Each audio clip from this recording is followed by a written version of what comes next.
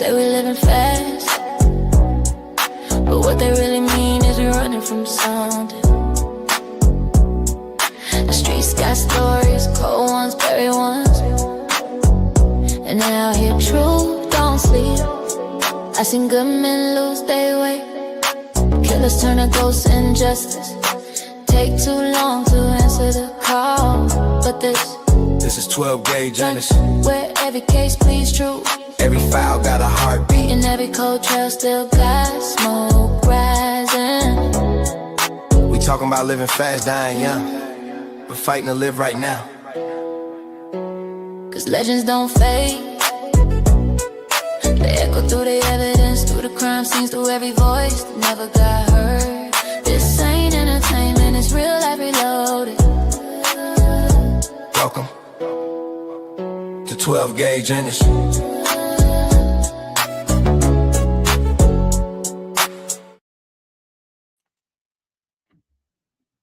All right. How's everybody doing this morning? My name is 12 Gauge, and welcome to my channel, 12 Gauge Investigative.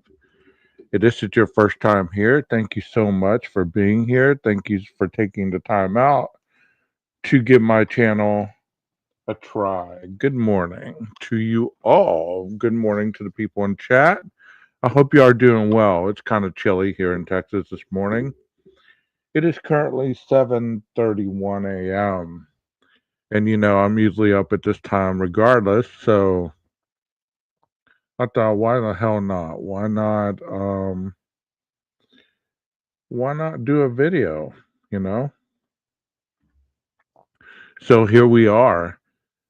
I recently subscribed to Plunder's channel, and she has a Patreon wall, and instead of using her with her watermark, I paid for these videos so that we could take a look and also be able to see the possible route that Bryan Kohberger probably took to the 1122 King Road home. So let me set this up, and then we'll get started. While I'm doing that,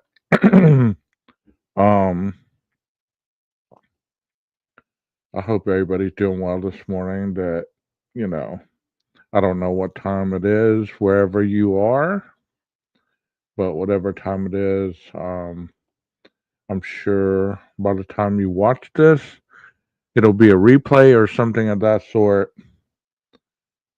But regardless, let me get this show on the road. And I'm also going to show the knife sheath photos that I have.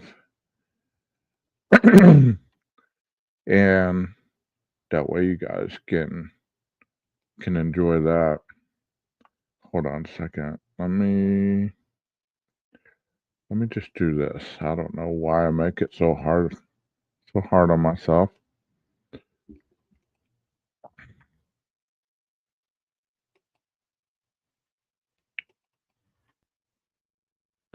It's going to be a wide angle, so here we go. Let me go ahead and make mine smaller. I don't think it has much sound to it. Let me see if I can do this in a way. Let's just do a full screen. That way you guys can see it.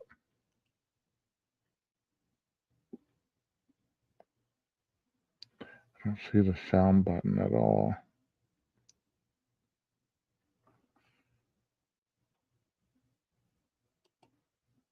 Yeah, the sound's all the way up, so we're just kind of taking a cruise on the route that he would have taken.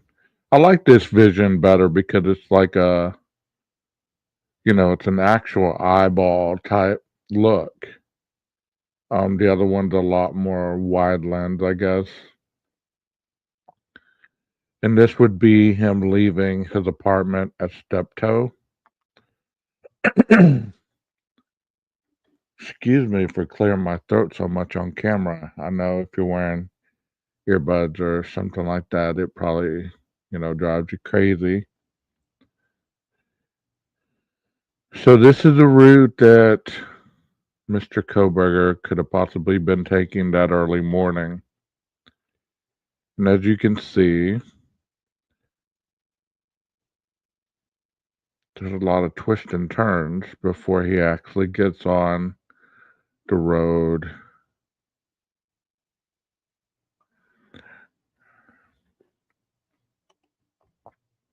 Hold on, shut off.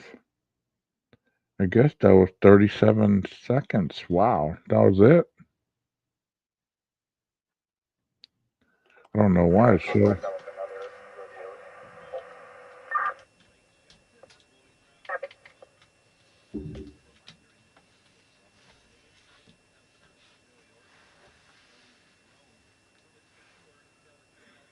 Okay, I don't know what was going on just then, but now you got sound. Here we go. Is it frozen? What the hell?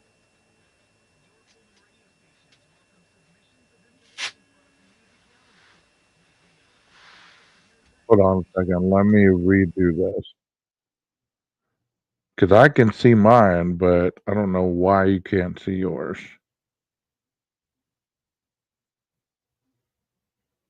Here we go.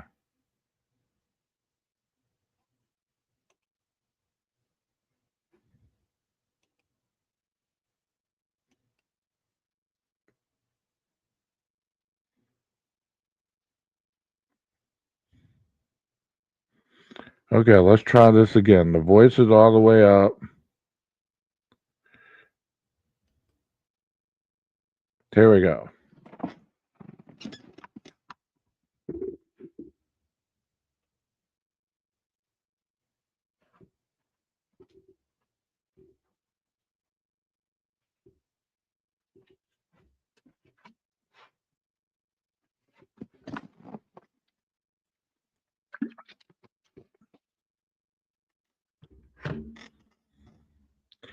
Like I said, there's not sound on this one, but I heard sound a while ago, so that just did not make sense to me.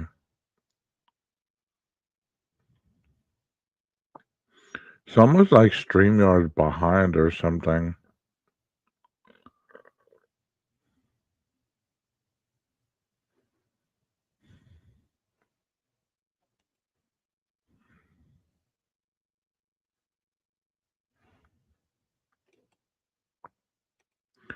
Let me see if I can find hers on.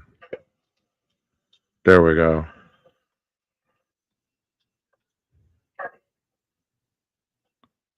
There we go. Now it's playing.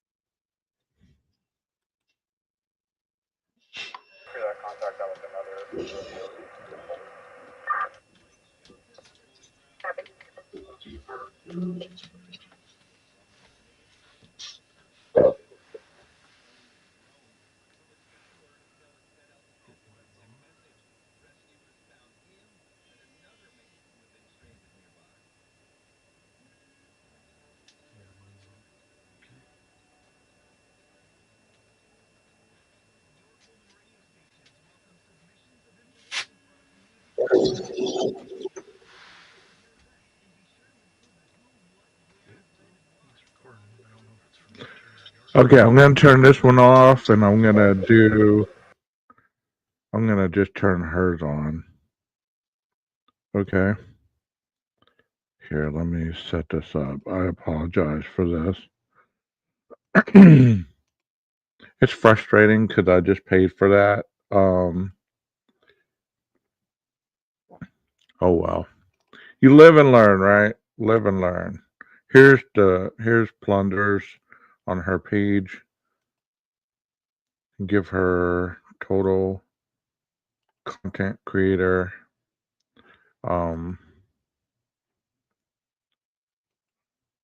Credit for this. Here we go. Really show that what you can see. Okay.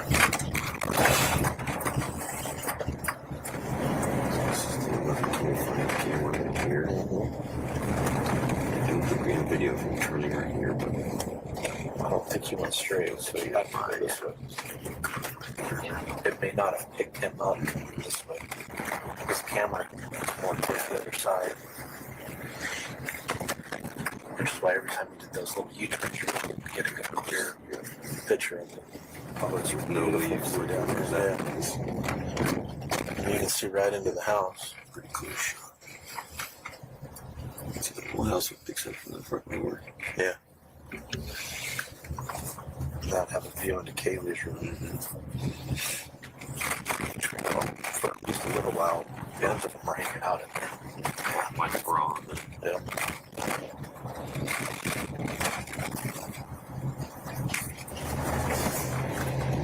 At this point, DoorDash is left. Correct. Okay. The vehicle comes in here, turns around, comes back. Okay. Does the weird turnaround out here, and then Okay, so if you're lost like I was for a minute, he just turned onto Queen Road. He made the left. Let me back it up a little bit to show you where he's at. This is going to be going right next to the dumpster by 1112. And there are the apartments where Hunter Johnson lived at. There's the 1112 home. So if you were confused, that's where he's at. Now he's going to drive by the 1122 home. So here we go. yeah, it goes back around. But you tried to parallel park here. Yeah, he kind of does this kind of a deal, and then Alright, started to back up and then changed his mind. and it goes like that, and like this. Up here.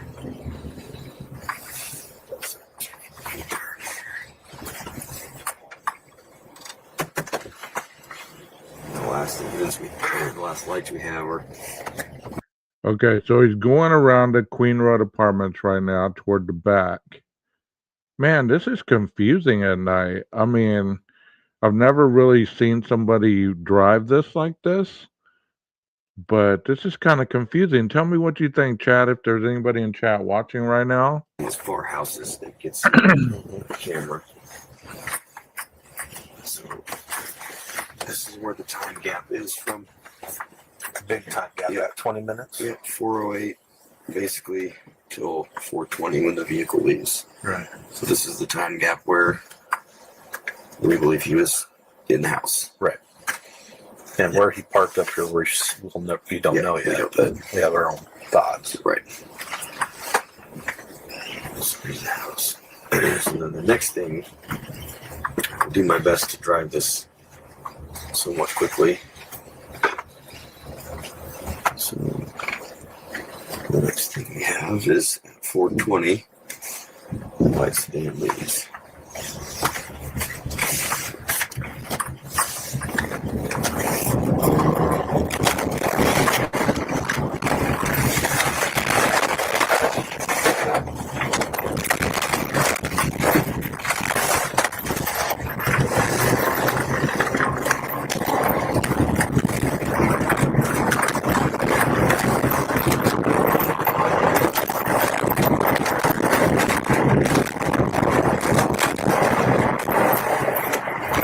That's the last video.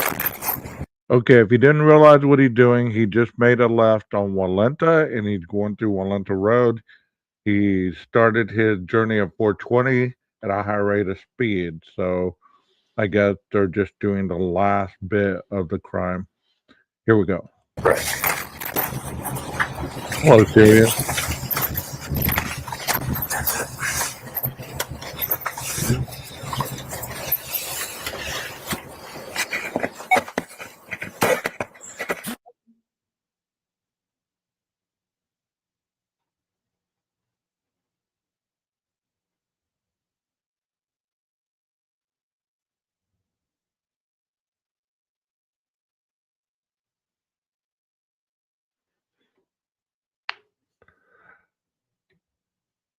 I don't know about you, but I would have had to drive this multitude of times, possibly 23 times, to get acclimated with the roads, especially at different times of night, because at nighttime, it's really confusing for the first time that I ever drive somewhere because you don't know the roads. You don't know if the road's going to constantly turn to the left, turn to the right. There's a stop sign, if there's road construction. If there's any kind of obstacles, cars parked along the street, stuff like that. How are you guys in chat as far as driving? Are you all good with the first time driving at night, like somewhere you've never been?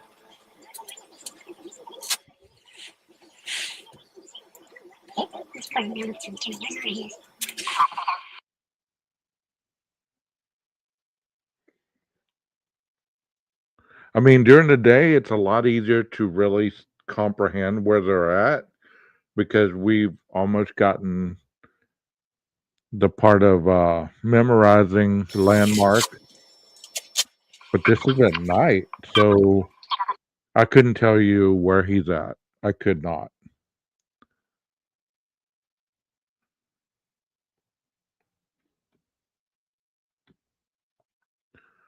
Yeah, it wasn't until I got these glasses that I have that have the anti-glare stuff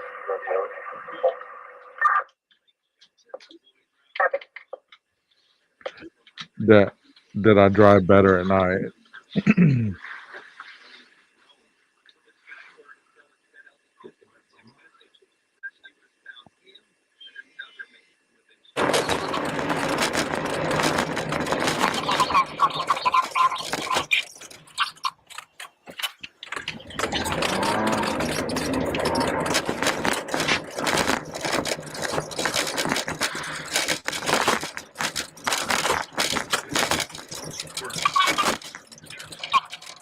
Okay, it's good to see that the video I was trying to show was just not my video. It was the whole thing.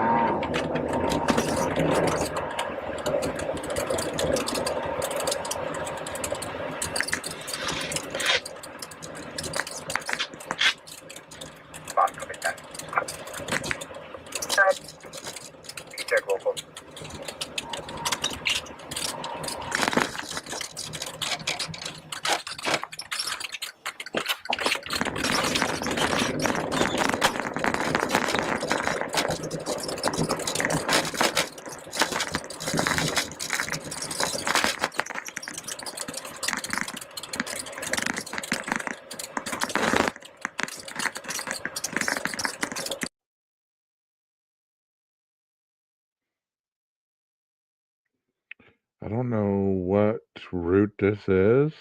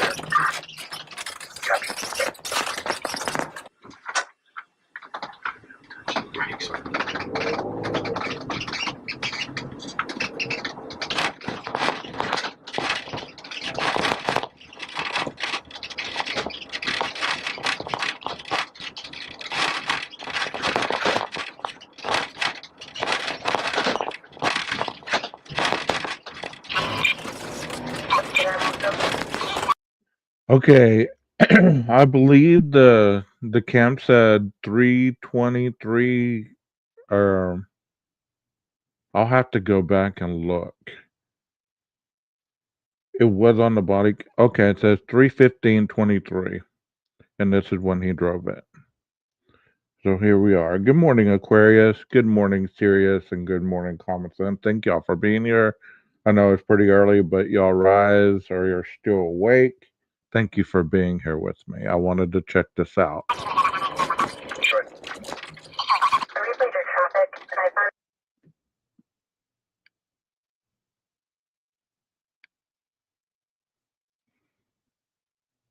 And I'll be out the other 10. Copy. Thank you. Thanks.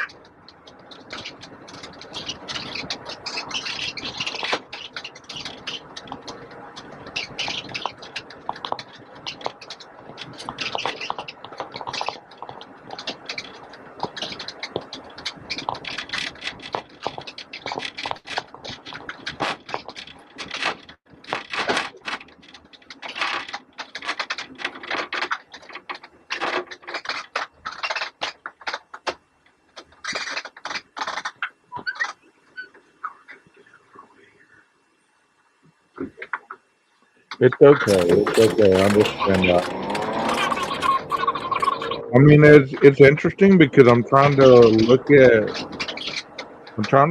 landmarks, and I don't see any that I recognize, and it's driving me crazy. I know sometimes I listen to a podcast to get to sleep myself, so I totally understand it. So I guess he's heading. I mean, there's no real signs, so he must be going down Walenta right here, or is he going back up?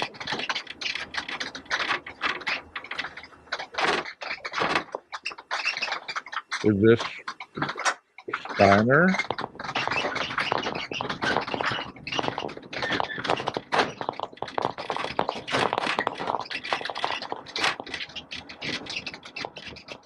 I'm gonna turn it down because there's a lot of freaking noise. So I don't have an understanding of where he's at. I'm sure somebody who is able to put this to a map can kind of give us a understanding of where this officer is driving. It is loud as hell. Okay, there's the Sigma Chi house off to the right. So now he's turning on the King Road. There we go. Okay, I finally saw something that made sense. And there he's turning on the Queen Road. There's the dumpster. There's 1112. Let's see if we see. Okay, he's going by the house right now. I wonder if he's making the first pass.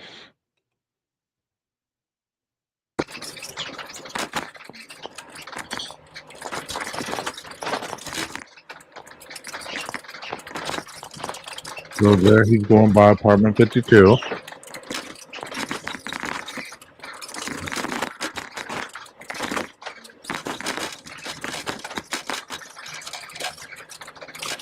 See, if you wouldn't have known this route, there's a chance you could have crashed into that wall heading around there really fast. So he's in the back of the Queen Road Apartments right there. And there's the back parking lot, supposedly where he parked.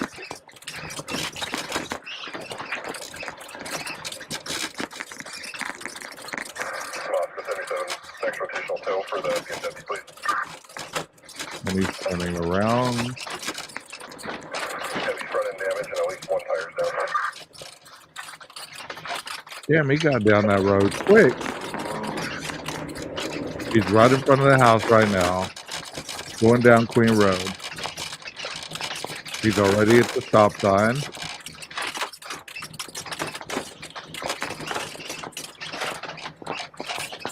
turning on the King at the stop sign. There's the Sigma Chi house. We should be making a left right here.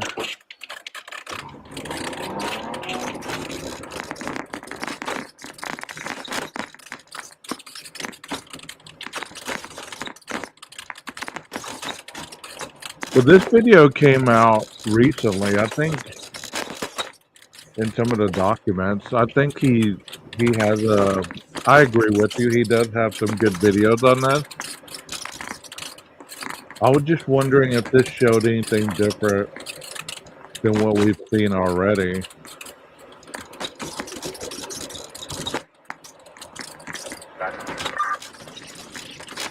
Good.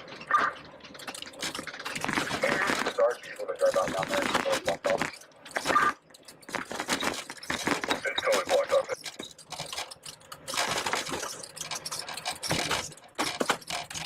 So that is heading around Walenta onto Ridge Road. Now I know where I'm at, kinda.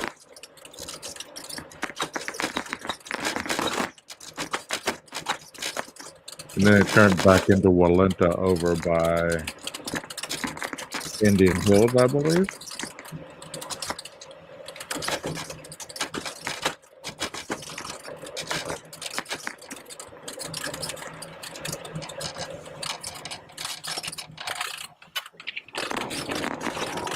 And here we continue on.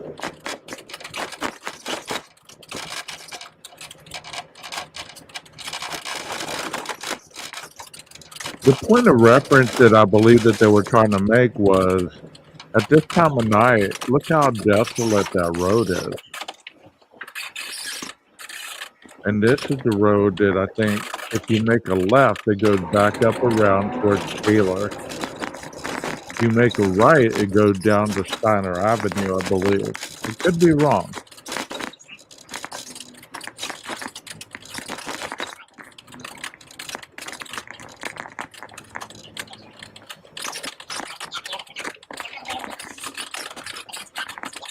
But can you imagine driving this late at night for the first time? There's no way that was his first time ever driving this. I don't agree with that at all. And nobody has ever said that, but they imply that the 23 other times that he was caught pinging in that area, that couldn't have possibly been him. But think about driving this confusing ass road in the middle of the night. There is cars everywhere parked along the road. There's all kinds of twists and turns, dips and downs and ups. And I could see why in some of the video cam footage that we've been shown, it looked like he was going so slow because, hell, can you imagine driving this?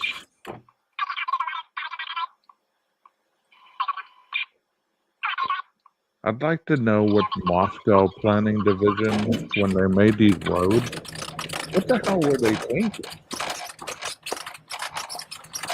What were they thinking? Because these roads go in circles, they dip around, they cross each other like 4 times. Even like Walenta. It goes from Walenta, the Ridge Road, and then back to Walenta. The names changed multiple times.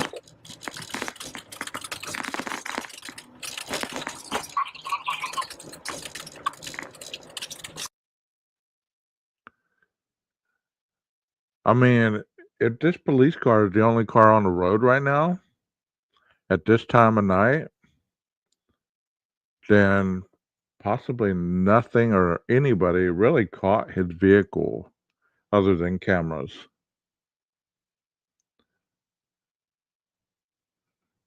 And there he is driving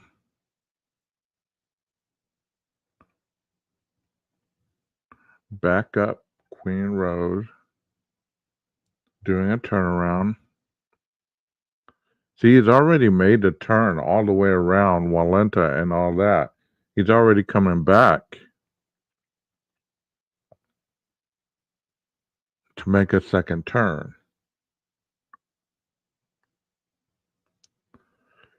I mean, I don't really think people have the grasp of time that it took for this to happen, because we know the timestamps, but we don't see the car actually driving around during that time, other than the Linda Lane footage and some of the other cameras that we've seen. See, it's a miracle we didn't crash into any of those cars on the left-hand side of the road.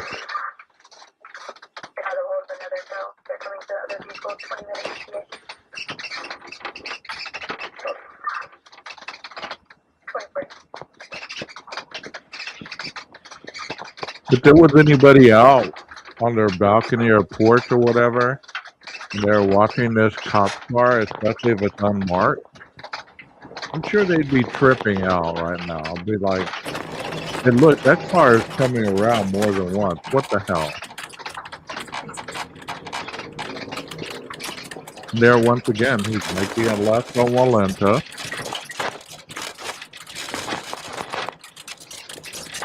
And he's going up the road. And if you don't know, at the end of Walenta, there is a stop sign, and you have to make a left to continue on Walenta. And if you make a right, there is a little dead-end road. Okay, there's a vehicle. There's a white car. Wow. Right here. So you make a left. Actually, I think it's a yield sign. I don't think it's a stop sign. But if you would have made a right there, it would have been a dead end.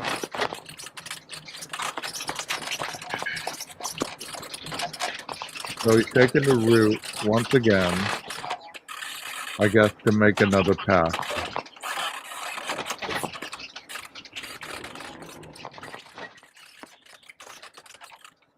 I wish somebody would have played the role of the DoorDash driver. I don't know if they do that in this video, but that would have been cool if there would have been a vehicle in the parking area to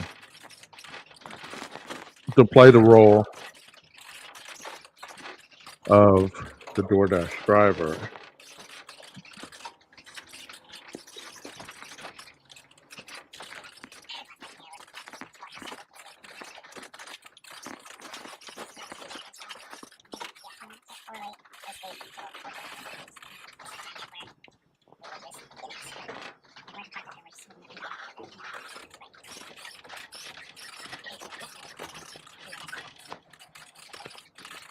And as always, please remember to hit the like and subscribe. Thank you so much for that. It's not liking me per se, but the material that I present in the way that I present it.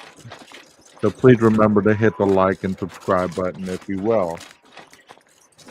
Once again, I know this is really confusing, and you might have to watch this more than once to really understand the landmark, or you probably won't watch at all. I don't know. But I thought I would show it regardless, because I'm intrigued by it. This is a part of the case that we probably would have seen in court. We probably would have been able to see the police driving this route like he's doing, and be able to show most definitely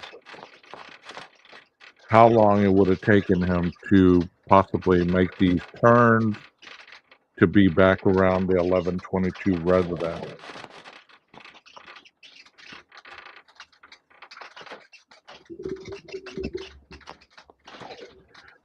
And you know, to be fair, I drive a police cruiser, an ex-police cruiser, and all the sounds and creaks and everything that you hear right now, that's what you hear the whole time you drive the vehicle.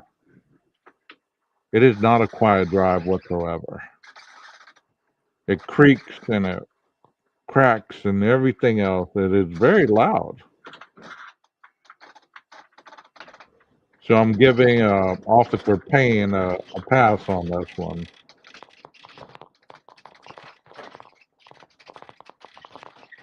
I believe that Bryan, if he drove this route, would have been driving it a whole lot faster. It doesn't look like he's driving very fast.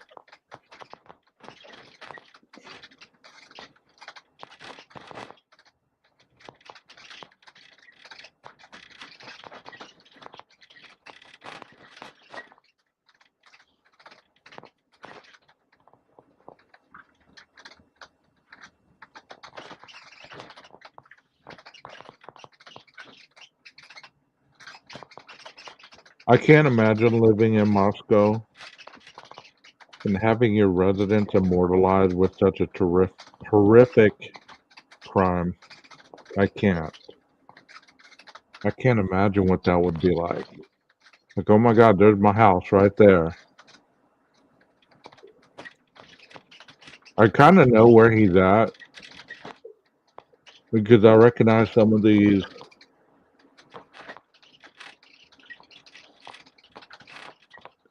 I recognize some of these residences. It's hard to in the dark, but you kind of get to know the area the more that you Google map it, looking for certain things.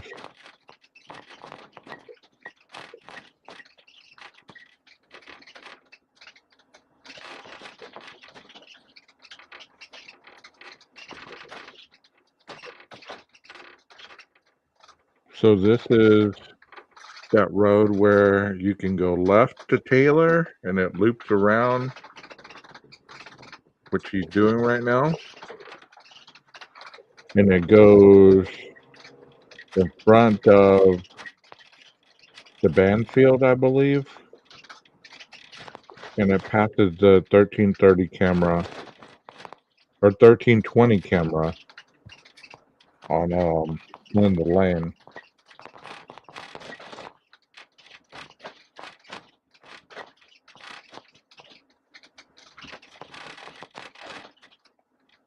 Because it's not a long stretch of road at all.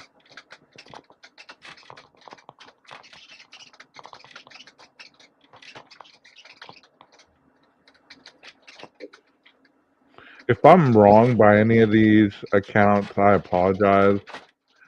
Like I said, it's difficult to really understand this road at night.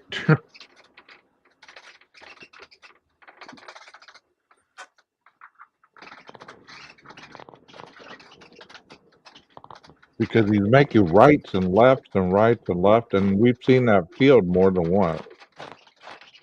So, trying to figure out exactly where this area is.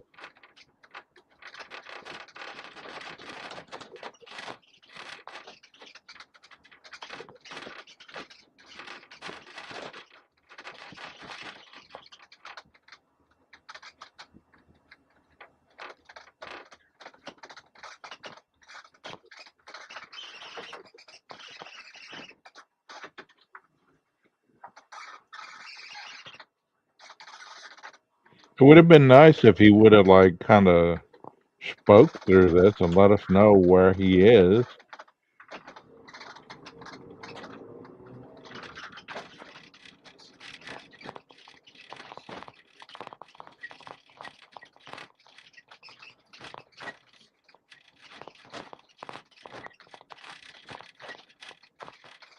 It's almost like he's on a scooter or something. He's going so slow.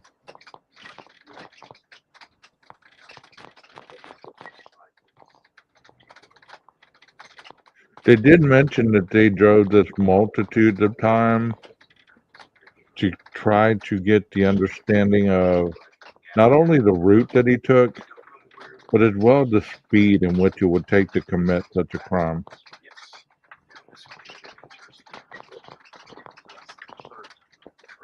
So he just busted a U right there.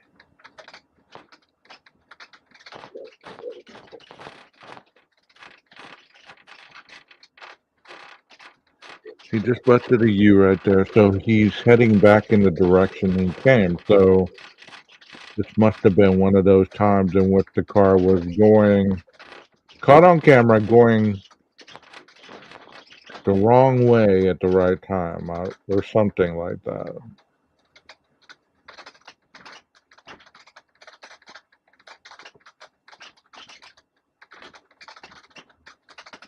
Because I believe he's about to turn on the King Road right now.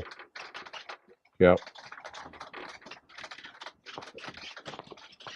So one of the surveillance videos that we've been given, you can see him turning around, and there's a camera right there where he turned around at, which I believe was heading down toward the Ridge Road area. And now he's going back in front of the 1122 in front of Queen Road. So this would be the third pass. That's a lot of dipping and diving and everything else. Jesus.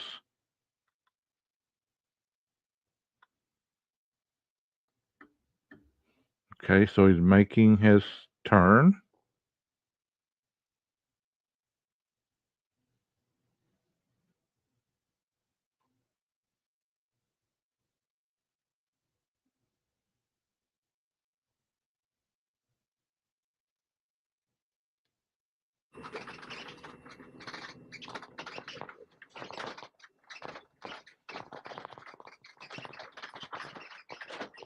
It would have been nice if they did this while the lights were still on and you could still see the windows open without the plyboard over it. See, because you can see the house right there, kinda, but it's not lit up, so you can't really see a lot. So would this been about the couple of minutes he sat there and looked, Could you open 77 UI cases location and assign me the action? and then takes off, realizes that the lights are still on? So this is pass number 3.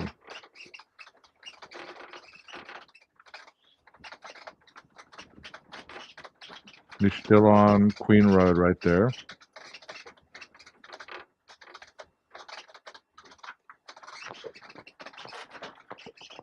So the DoorDash driver would have been there already on pass number 3, I believe. Maybe that's why he paused, because he saw the lights in front of the house. And then he drove away.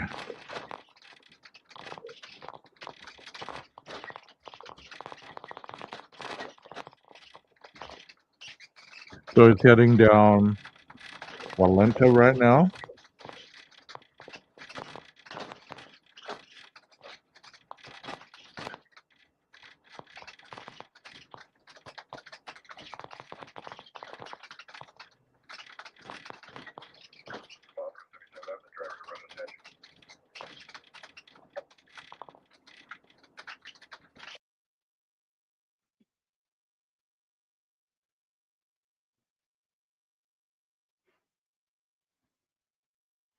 And instead of going all the way around, he makes a U-turn. So this is the second time that he's made a U-turn like that. So instead of going all the way around, that makes sense that time frames were getting shorter and shorter.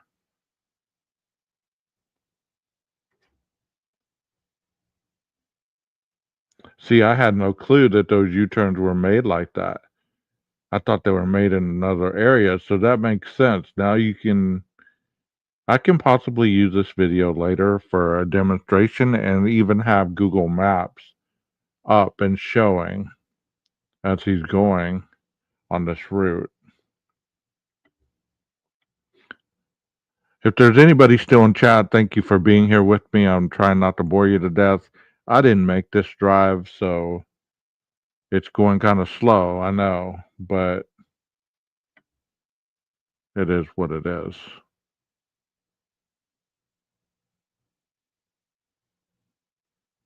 So he should be coming up to.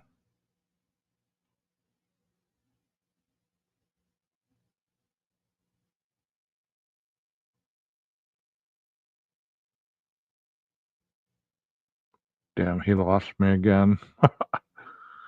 He lost me again. I thought he was heading back toward Taylor and Banfield.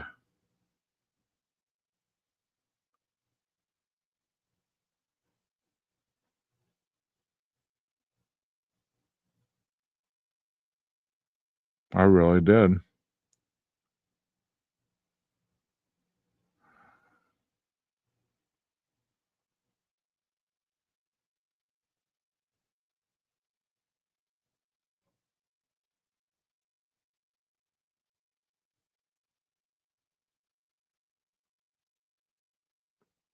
Okay, it looks like he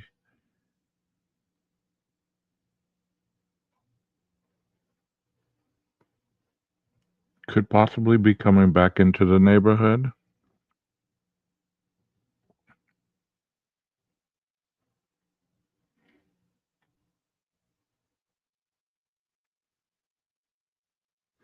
It is 46 degrees here and clear in Texas, where I'm at. So 46 is a substantial drop, almost a 30-degree drop from yesterday afternoon. So it's almost like desert temperatures, it gets hot during the day, drops at night. I don't know how cold it is where you're at, but if it's pretty chilly, make sure to bundle up and turn that heat on a little bit.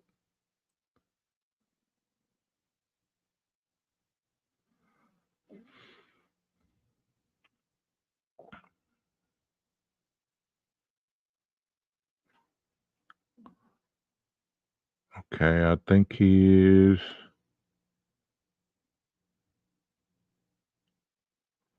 almost back to the area. That field right there is substantiated in this video. Like you see that thing more than once. You see that white car more than once that's parked at the end of the road.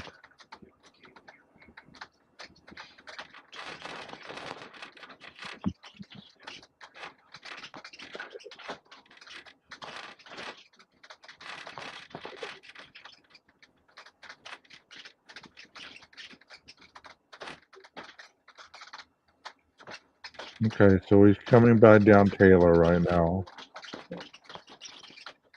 He's heading toward King Road, making a right.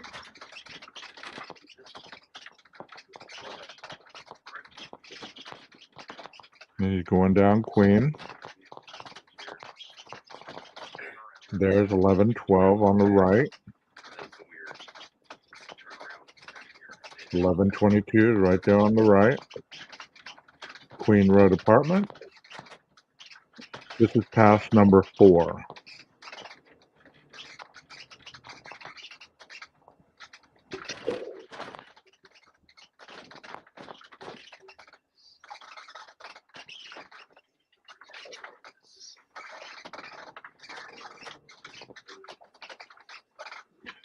This is where you make the 3-point turn.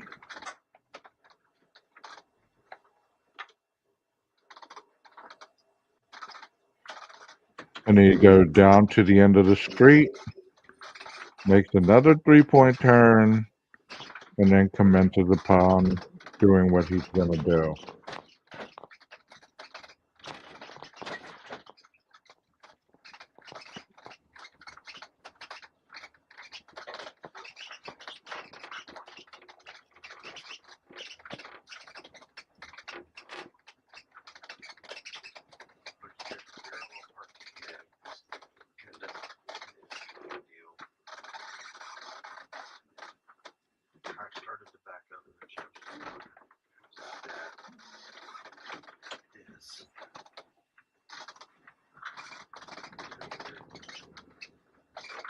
I wonder what the hell he was doing right there because he started to park,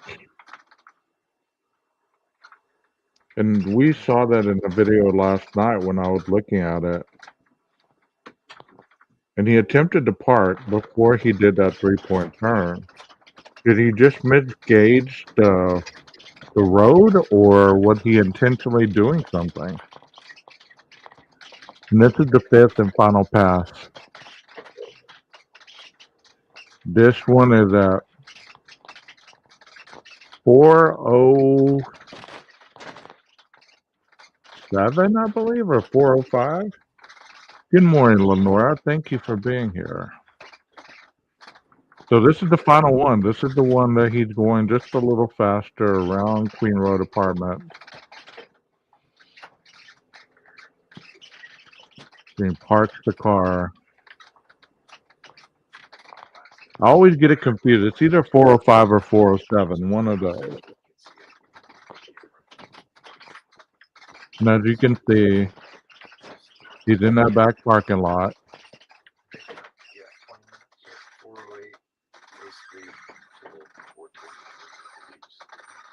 And this is where he would have parked until 4:20. As you can see, he turned his lights on, off. And they simulated it leaving the residence at 4:20. So here he is in the vehicle, taking off at a high rate of speed. Hey, Kel. Good morning. Making a left at a high rate of speed, heading toward the end of the road. As you can tell, he's driving a lot faster.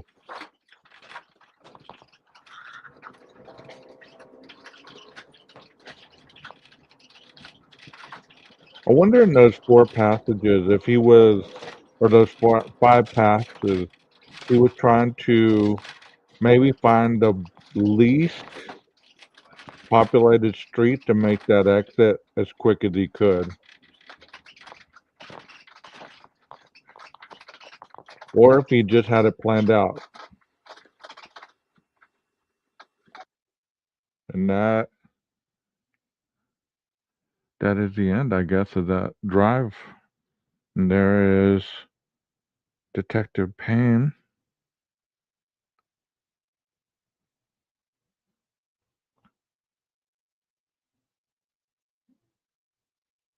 Yes, this is the plunder video. I paid to be able to download, and I downloaded them, but mine was messing up, so I wasn't able to really show it. So this is 3/15/2023. Hey, Kathy.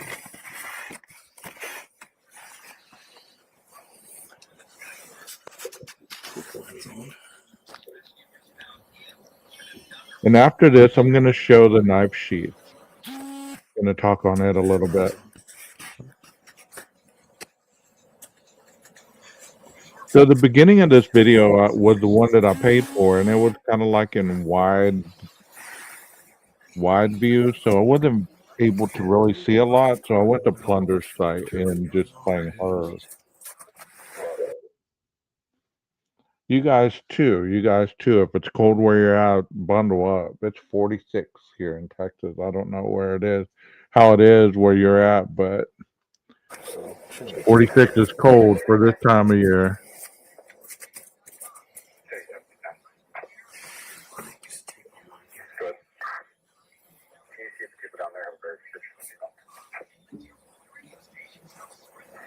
I've got the driver here. He's saying there was a passerby. He was the only occupant of the vehicle. I can check that.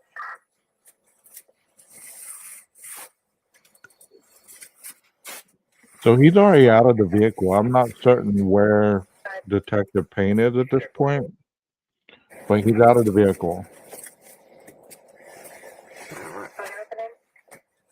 Ready to go.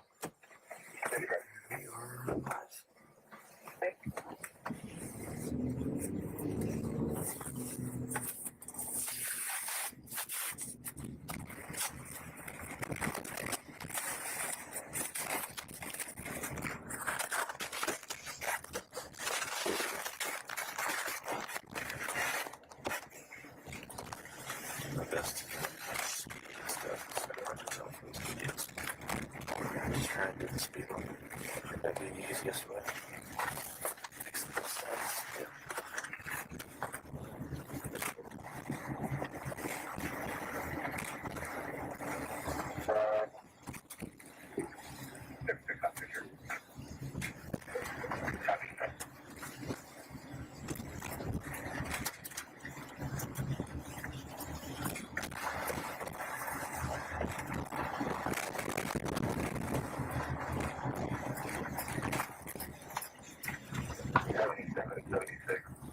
Well, got to eat breakfast while we watch this. I'm gonna have a croissant with honey. Hopefully in public shutdown for now until we get people better.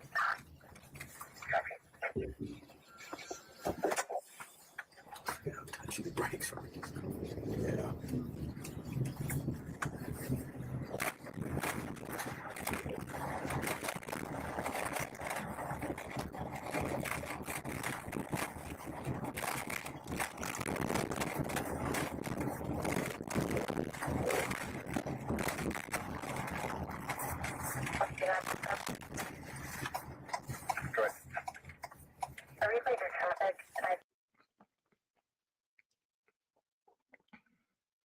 And a banana.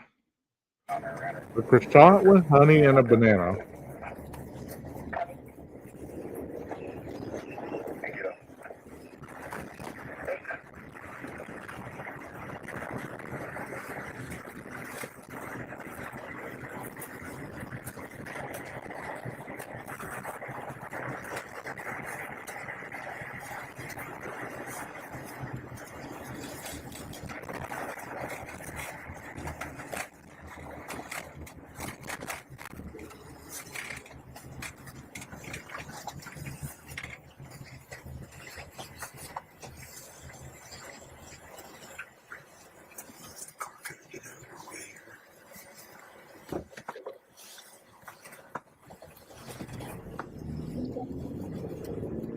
He's right there by that 76 gas station, or A&W, I'm sorry. And I guess he's heading down 95.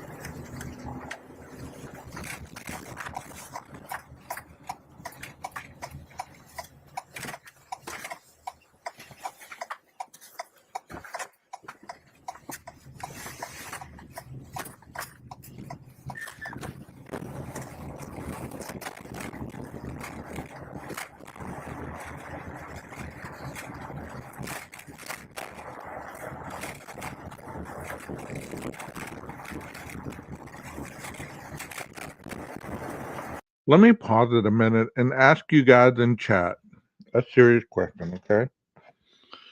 Would it be more probable to catch this vehicle on camera as you're looking at this body cam footage? There is not a lot of vehicles. Granted, there's a vehicle on this that I paused it, and I've probably seen two other vehicles.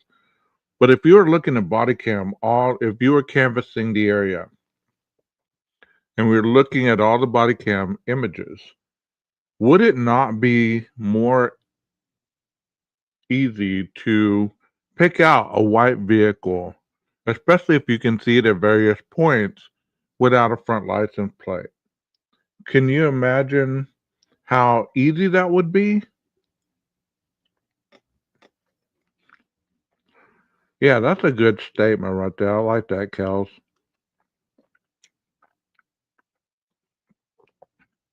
I can't imagine knowing all these back roads in just a few months. And he wasn't a good driver. It's a miracle he didn't hit the dumpster on the way down on Queen right there. That's what I'm saying. You would have had to know that area pretty good. And like I said, as going around the Queen Road apartments, that concrete barrier. If you didn't know that area and it was your first or second time driving through there, there's a chance you could have scraped that damn wall. You know what I mean? I was just curious about that because many times I hear that they profiled his vehicle, they framed him or whatever. But it would have been easy to capture this video or to capture this car on video, seeing that not only was his car white, it stood out. And you're canvassing, and you see the same vehicle going all over this area. You probably wouldn't have any mindset to think, well, this could be involved in a crime until it hit the Queen Road area and started circling the apartment at that time of night. And you would believe, okay, well, it's circling this apartment area before the murders, and then you see it exiting the area at a high rate of speed after the murders. How is that not an involvement or at least knowing something about the crime? That's why they were so adamant about wanting to interview the driver or the drivers and occupants of this white Elantra because it became a very suspicious looking trail of events of this car circling this apartment complex, and then a murder takes place, and then it hauls ass at a high rate of speed. Is that coincidence? No, nothing is that coincidental, I don't believe.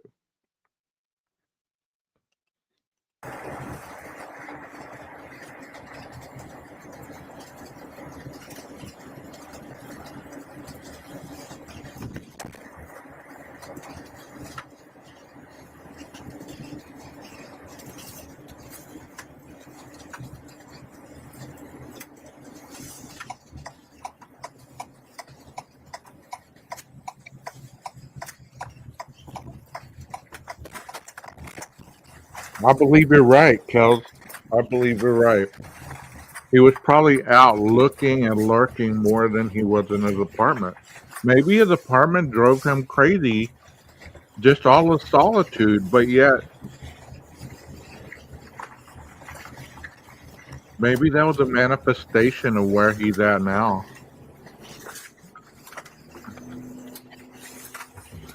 Kind of like that song, My Own Prison by Creed. You know? In your head, you're in your own prison until you actually go to prison. And here we go around the Queen Road apartment.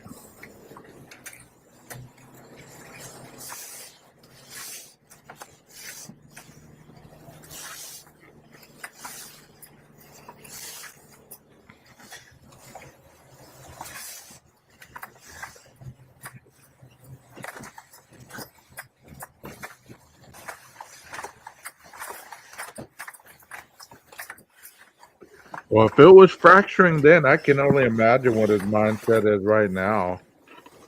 Solitude, 24 hours a day, has no level of identity whatsoever other than out here. Because in there, he's nobody special. Only out here do we keep that going.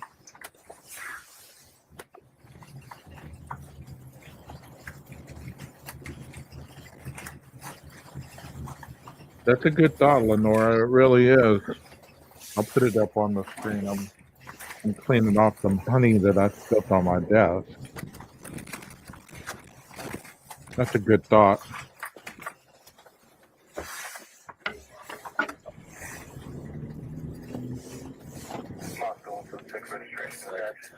This will turn out right here. Oh, okay, that makes more sense. Yeah.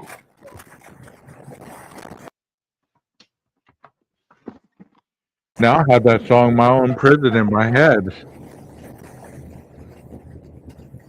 Woke up on a Sunday morning.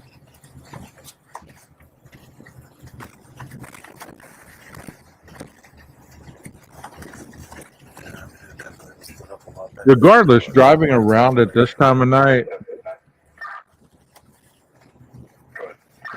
would be tough for somebody who wasn't a good driver. It's a miracle his car didn't have more dings in it Not there. than it did. You know what I mean? As bad a driver as they put him out to be, and he put himself out to be with all them tickets that were photographed in his apartment, you would have think his vehicle would have had a lot of dings in it.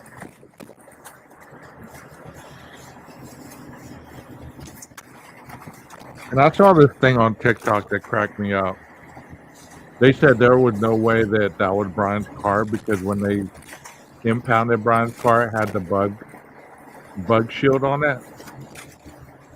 That showed the mentality of some people to think that that bug shield could not have been placed on that vehicle after the murders. He was looking to sell that car.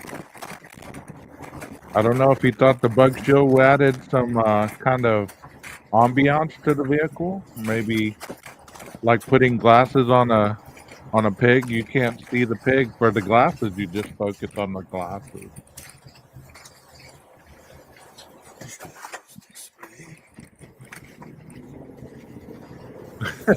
Thank you.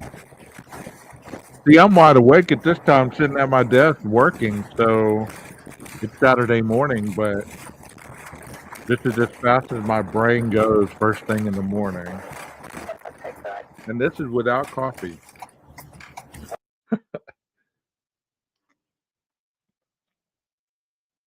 So that is Palouse Drive, it looked like.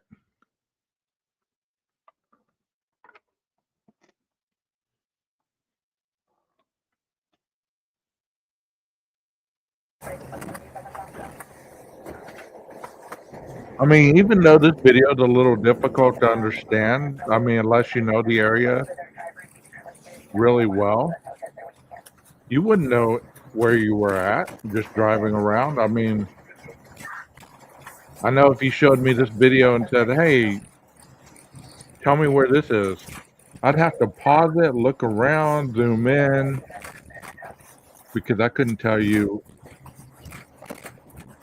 a specific area unless you gave me a landmark.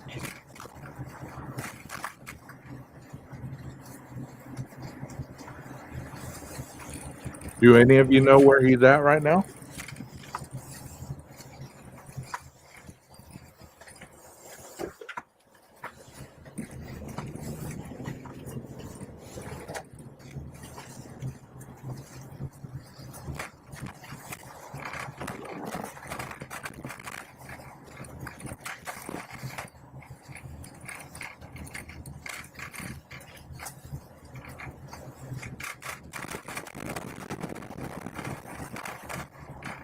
That's a good question. That's a good thought.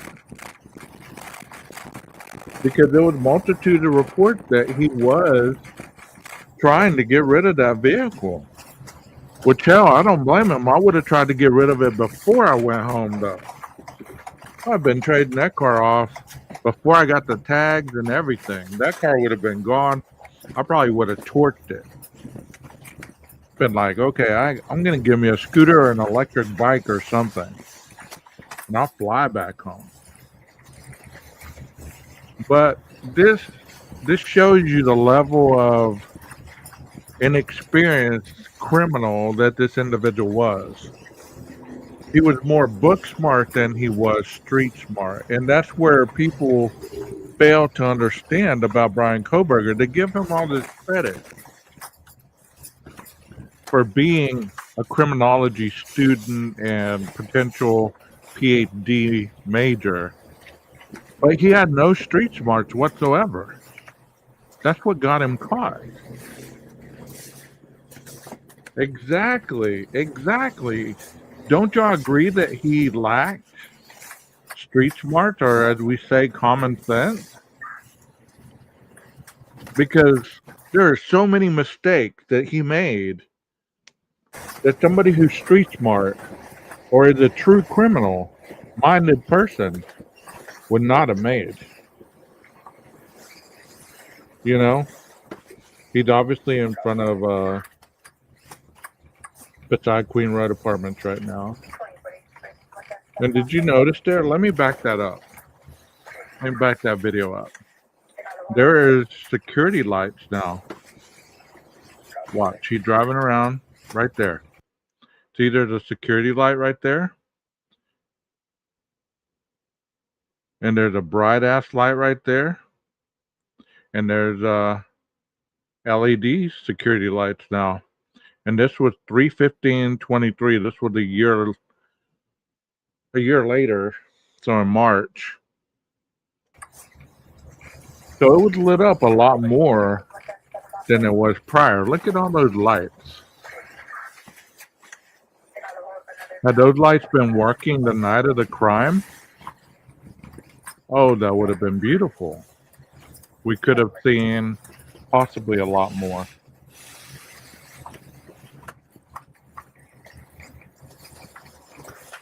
Because just you guys, and you are telling me, hey, you wouldn't have taken your phone, you would have jogged up there. That makes a hell of a lot of sense. I mean, if he could jog 6 miles or what was it? A mile in under 6 minutes or whatever. Park your car a mile away, bro. Park it at a gas station. Get out and jog. Hell, he could have parked it at the A&W. Jogged up. Committed the crime. Changed out. Jogged back. Put it in a backpack. Drove off. Nobody would have been the wiser.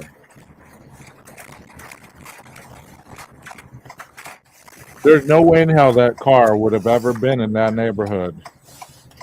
No way in hell. I would have parked it on campus somewhere. The brake goes back, just flips around.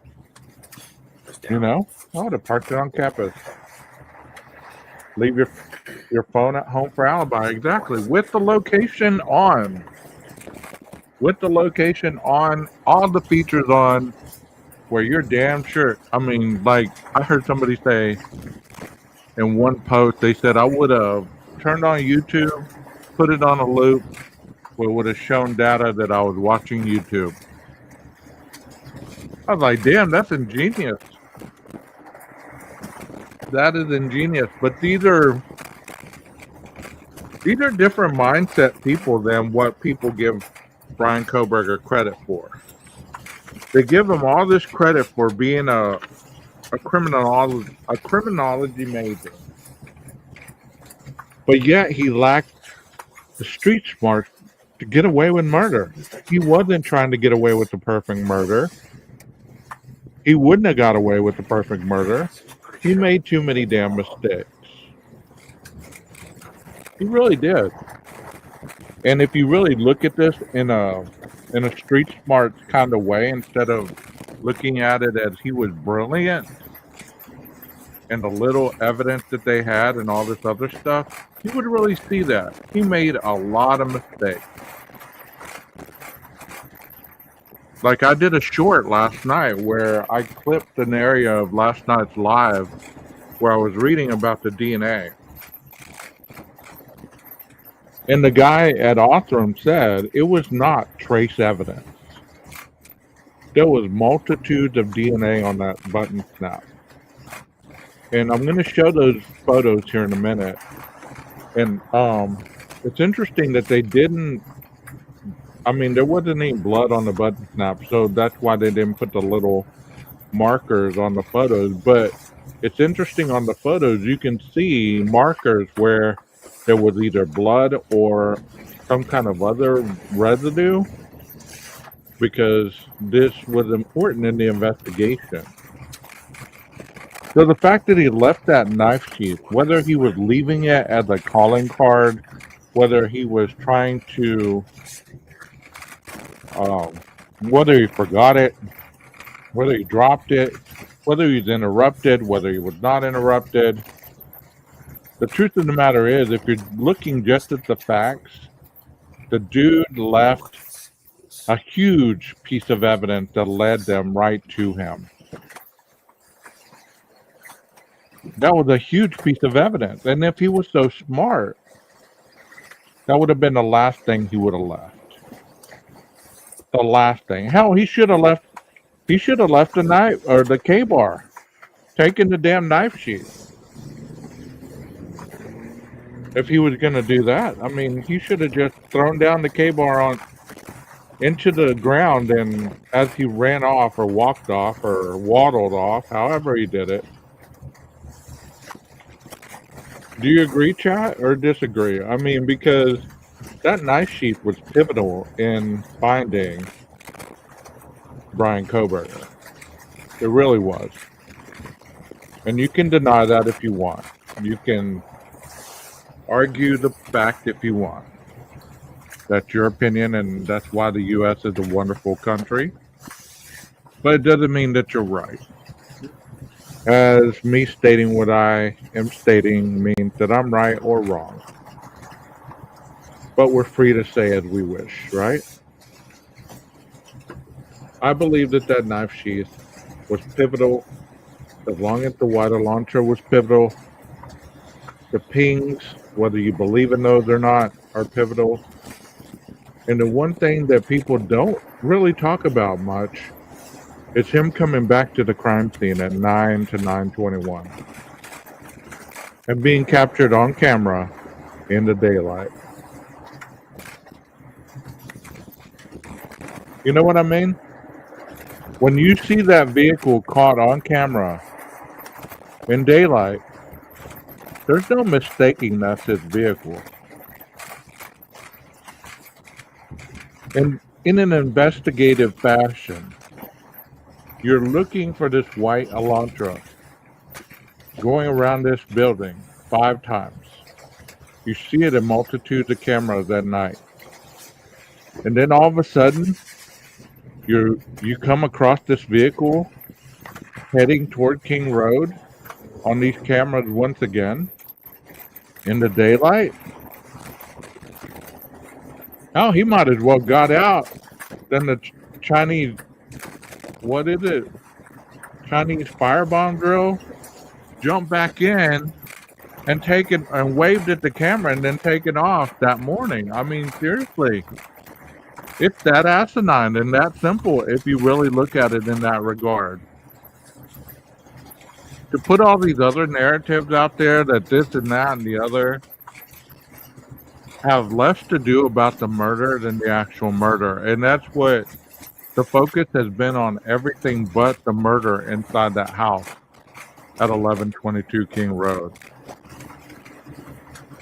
These videos, the canvas videos that we've seen, the transcripts, everything that we've been privileged to, which I am grateful for. And I thank Plunder for, because she's done a great job supplying us with all this needed stuff.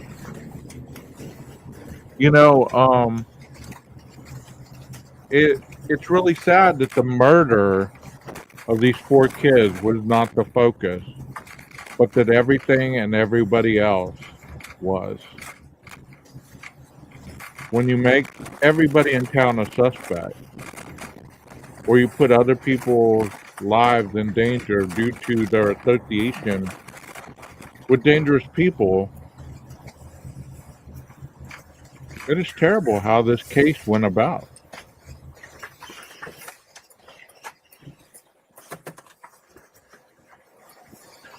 Yeah, they jumped on that number quick.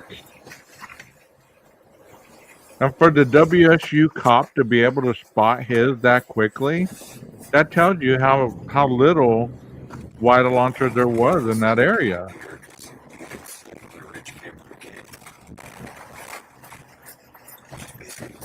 Yeah. It's almost like looking for a one-eyed man in town. How much time lapsed? Was it like a minute or less than a minute? Amongst the masses, and you see just one guy, but you still don't believe it's him because he's wearing shades Comes up here and disappears for that change color in the sunlight. You get what I'm saying? It's like it's that crazy of a case. but he comes back. Like, there's no way this man could have done this because of this, and this, and this, and this, and this person could have been, and this person could have been. Well, coulda, woulda, shoulda.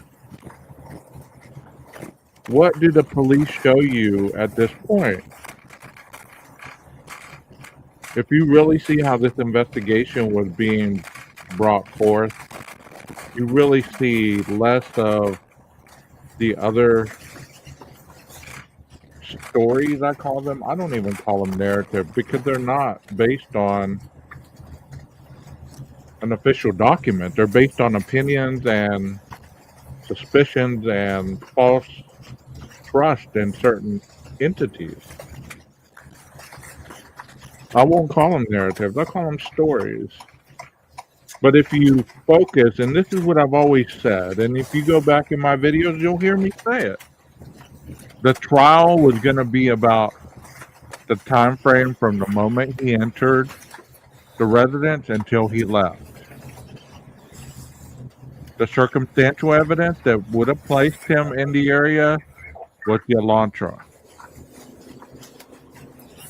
The DNA on the knife sheath would have been the smoking gun, so to speak.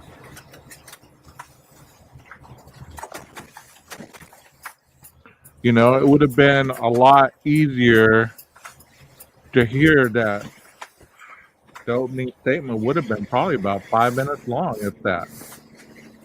Because if you take out everybody else's stories on this case, they wouldn't have introduced the grub truck other than to possibly give a timeline. That Maddie, what did you tell Adam video may or may not have even been introduced. The Corner Club video that we saw may or may not have been introduced other than timeline.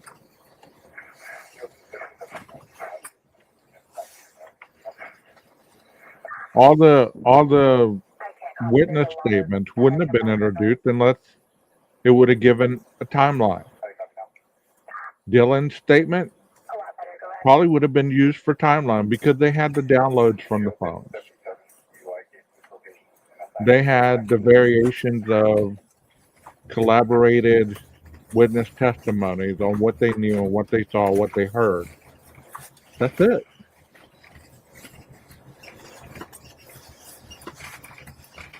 That is the statement of the morning right there. Scary for someone who studies cloud forensics to not understand his own digital footprint. If his parents paid for his education, I'd be kicking his ass through the phone at the prison.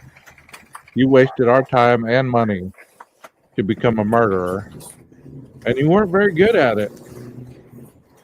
You were a lousy murderer.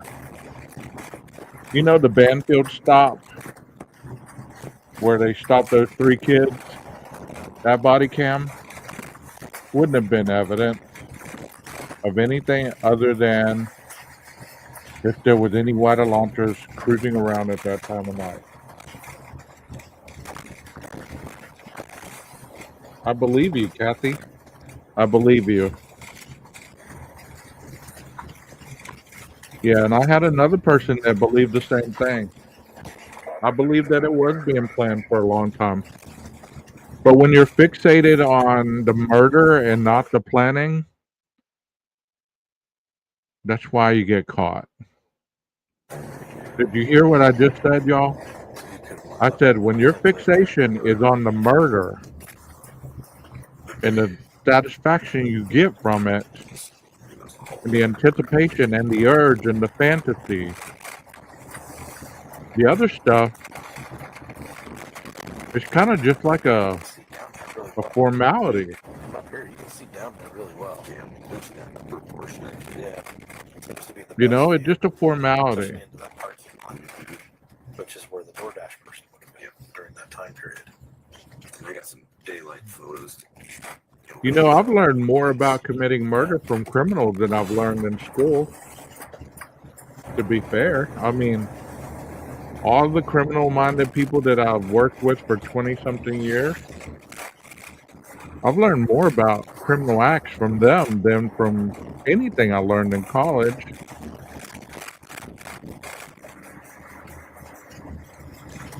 But maybe they taught in-depth stuff where he went. Maybe I went to a Timu branded college. I don't know. But you know what? Criminals will teach you a lot. Maybe that's why he did that group project. And did you hear the word I said, group? Because it's been observed that that was a group project of that questionnaire that he put on Reddit. So maybe those were some of the answers that he was looking for so he could visualize that in his attempt to commit this crime.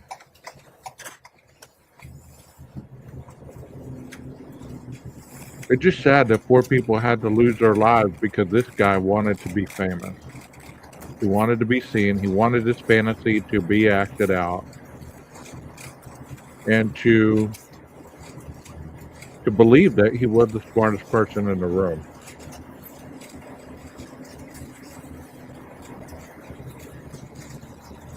That's a great thought right there, Kathy. That's a great thought. I don't think he went straight, so you have to go this way. That could be true. It may not have picked him up this way. This camera more twisted. Well, let me ask you this, Kathy, because you seem to be very knowledgeable on things. Can you possibly stalk somebody without any knowledge of it whatsoever?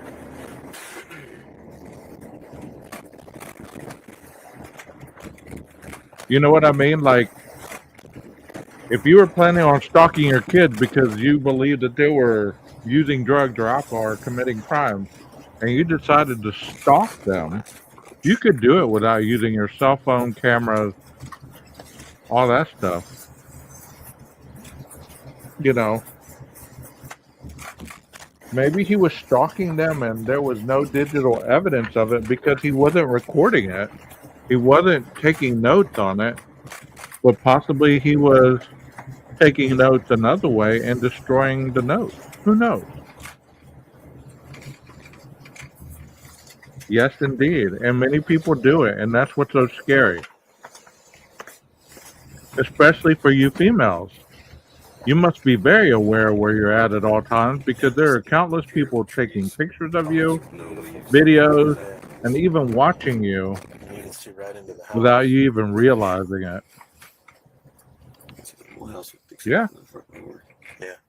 I was jogging on the treadmill the other day, and I noticed this guy in my peripheral. There was a woman in some shorts. They're yoga shorts, and I can't lie, she fit them out pretty well. But I only noticed that at a glance, right? When I was getting on the treadmill, she was in front of both of us. He had his camera pointed at her, videotaping her the whole time she was running. DoorDash is left. Correct. And I was like, see something, say something? Or, because I could see his screen. It was on her. You could see the video screen. He was not that far away from me. So, it's possible. And she had no idea. When she stopped, he turned off the video.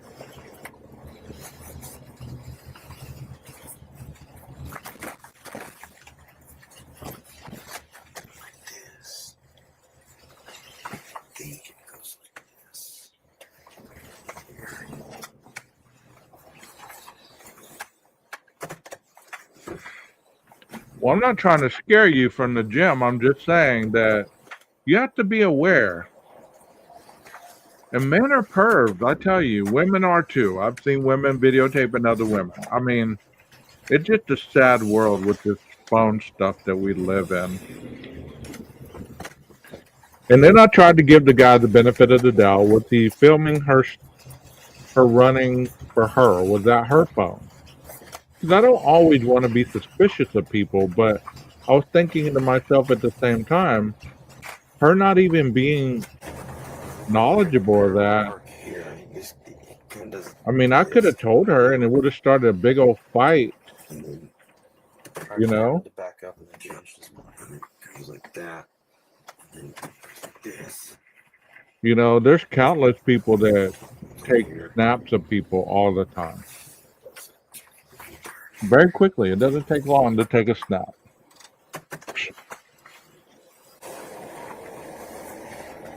I guess if somebody wants to film me or take a picture of me for whatever reason, more power to it.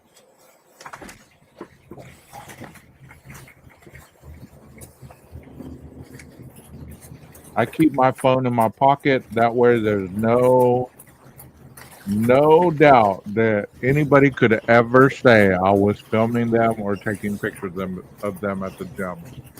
The only time I put my phone out of my pocket is to skip a song I had that my watch for some reason hasn't been working. And that's the only reason I take it out and put it right back in. Because I'm not there for all that. I mean, do I glance? Yes. I'm not going to sit here and deny it. Somebody looks good in their stuff and they've been working their body off. And, obviously you go to the gym to look good, right? So if you look good, Last thing is, you're going to glance. much I've like even the given camera, people these four compliments, houses, it gets you especially people the that I've camera. known that I've been going to the gym with for a long time. I've seen their progression. I say, hey, great job. Your arms are looking great. They're defined, whatever. Yeah, But 408. I don't sit there and Basically, gawk. I know what a woman's body 420 looks when the like. I vehicle goes. know Right. So this is what the time gap breasts look where like. You know what I mean? Brian I'm seemed to able to be a keep his different type of person in-house. in that retrospect, And where he parked in the the vehicles, regards that we've been we don't know given yet, Yeah, but we have on our his own mindset. thoughts. right. So there's the house.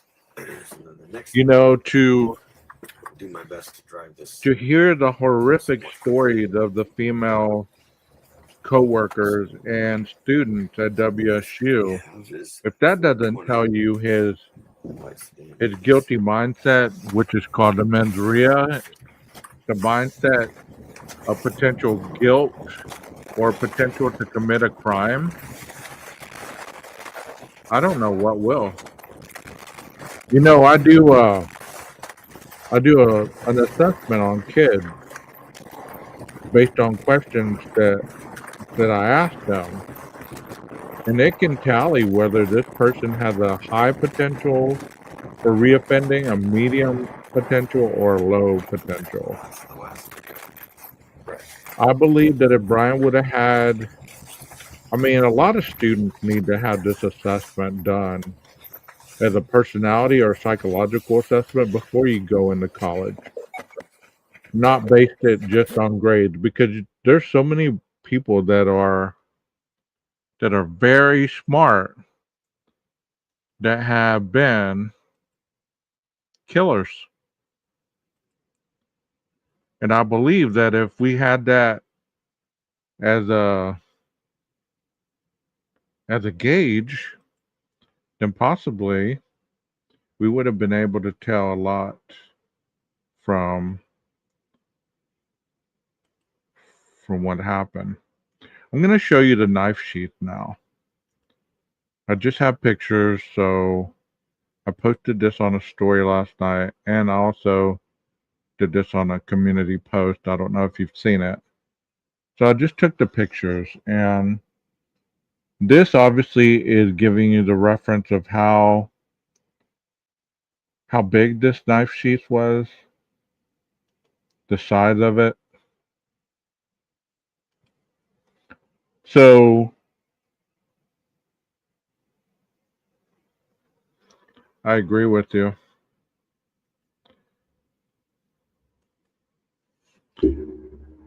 I mean, a lot of getting back to the knife sheath here in a second, but a lot of kids have gone into biology or chemistry to be physicists just to cook dope. So, that is concerning. Let me make this full screen. That way y'all can see it. Okay, this says 1222 or 12. Let me put my glasses back on. Hold on. 120522. And then you see the person's name who did this diagram. I don't know if you can see my mouse, but as you can see, there's variations of blood dried into the leather. See, it's all around right here.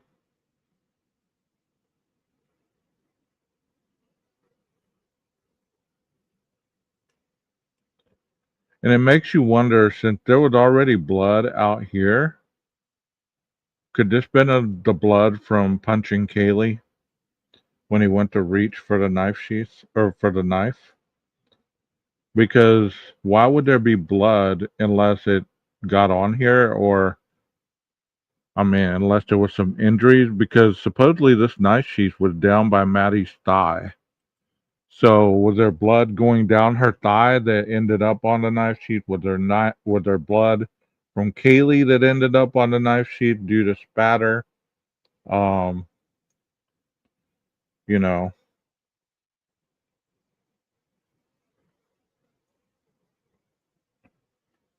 And this is one of the things that I honestly thought Bryan was doing. This is the federal stuff that I believe that he was doing, but it's never been talked about since. You know? So as you can tell, there is blood on the knife sheath. So to all the non-believers that say that this knife sheath was clean and there was no blood on it, I beg to differ. Let's go to the next slide. And this also was on 11/17/22. There's the person's name. This is the underside of the sheath. Trace material collected. So there was also trace material, which would be DNA, collected in these parts. We've never heard of that, have we? We never have. That's exactly what that says. Trace material collected. So under the sheath and these two little portions, there was trace material. So it could have been DNA. It could have been blood. Let's go to the next slide. Let's go backwards, I guess. And this is another side B, 11/17, item 1. This doesn't have any markers, but as you saw before, there was trace material in these areas. And it really shows you the type of button snap that people have always been assuming that it had, what type of rivets, all that other stuff. This one I thought was interesting because it says trace material collected right here on the inside of the sheath. Which, how could that have gotten there? By the individual grabbing the K-bar, putting it in the sheath and snapping it up.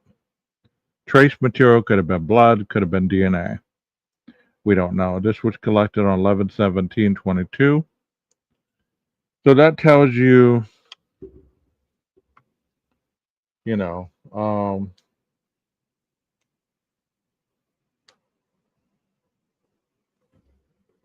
yeah. I mean, this is interesting stuff.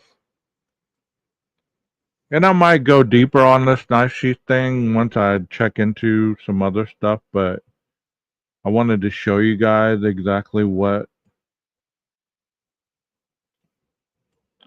Texas was asking me if this was a fiber, which it looks like a hair to me. It could be a fiber. That could have been the material that they found. Wouldn't that be something if that was Maddie's hair with his blood on it? Or vice versa. Her blood or Kaylee's on a piece of hair that landed on the knife sheath. And be like, okay, well, it would have got there. No great mystery there. But what other material could have been on that trace evidence? You know what I mean? Could this been a dog hair from his residence? Could look at it. It looks like a hair to me. Had enough girlfriend's hair on me to know the difference. You know what I mean? If Bryan was wearing gloves, does that mean anything pointing to him found on the knife sheath is from when he handled it before going to the murder house? That's a good question. And I believe that would be true. So that's interesting right there. I give the prop to Texas Ranger because he was the one that asked me if that was a fiber last night in Discord. I shared these in Discord last night. As you can see, and I've told you in countless videos, they do measure everything. They use marker to show exactly um, the things on the evidence that they find. Look, it looks like stains right here.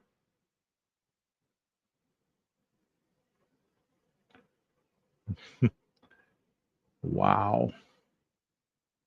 What kind of stains are these? I'm no videographer or anything like that, but I know a stain on leather when I see it, you know.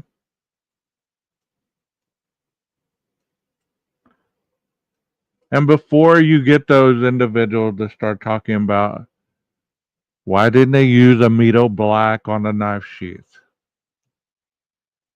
that tells you everything you need to know about who you are and what you think. You know what I mean?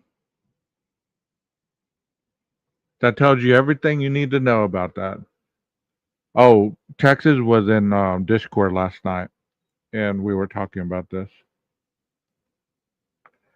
Yeah, there's blood all over, blood stains all over this thing. So when people say that there's no proof the knife sheath even existed, voila, knife sheath with blood stains all over it. And do you think that they planted this knife sheath with these blood markings on it sporadically like that? I don't believe so. Because this is the smoking gun, so to speak. You're welcome, Lenora. Now I'm going to go back through these here in a minute. I just want to show you these as we're going through them. And this is trace material that was collected also 11/17/2022. There's the person's name. There's the evidence number.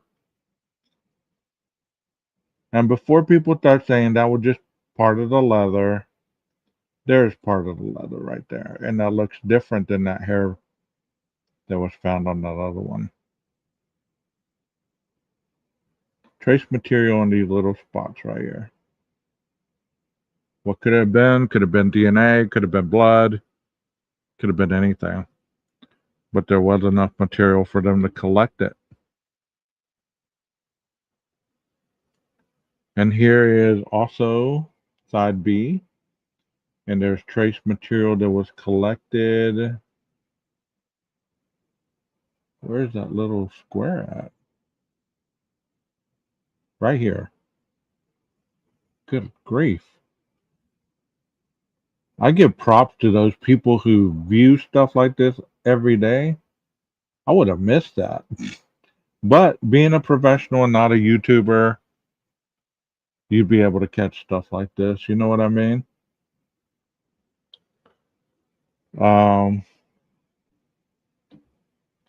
They're trying to say it's too clean and that's a plant.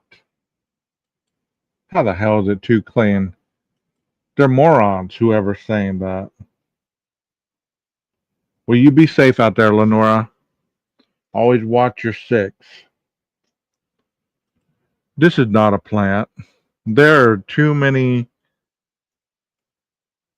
variables for it to be a plant.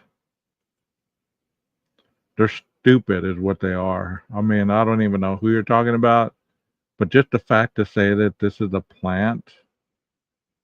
Yeah, you would plant a piece of trace evidence being microscopic in size where you're able to, how are you going to do that?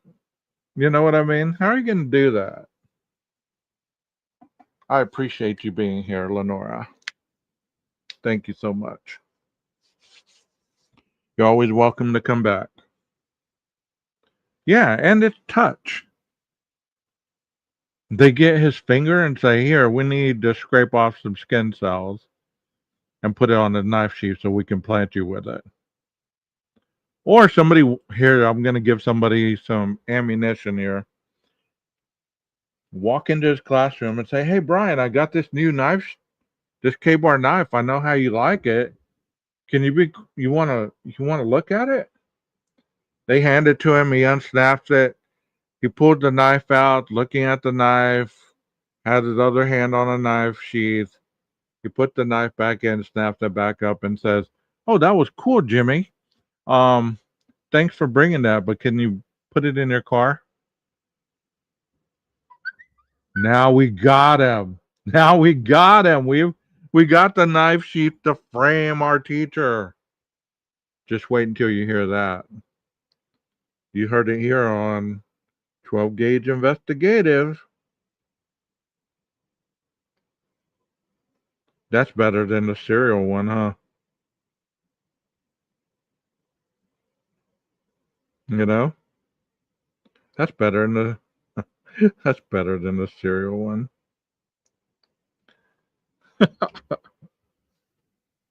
Jeff says the thing is, I'm sure the knife sheath went into the house blood free and then ended up under Maddie's body, protected from the majority of the blood. Now they want the BK interview. It's never going to be enough. It's never going to be enough for these people. It really isn't. Their their stories are so asinine. They're clearly entertainers. That's all they are. They believe they are. And here's the bag with the chain of custody form, as we've always talked about.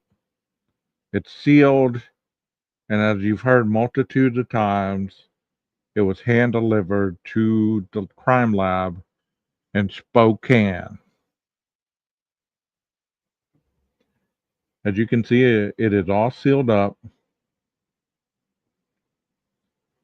I was watching a creator earlier before I even went live, and it's a she. And she was talking about, I don't believe that this is this and this is that. Already looking at this label, she was already saying that the label, there was something wrong with the label. You know what I mean? She was saying there was something wrong with the label. So if you watch this lady later on, you'll understand what I'm talking about. She hasn't changed her intro, I guess, since she started. And she hasn't changed her picture that she goes to since she started her channel, I guess. Because that picture definitely doesn't look nothing like her.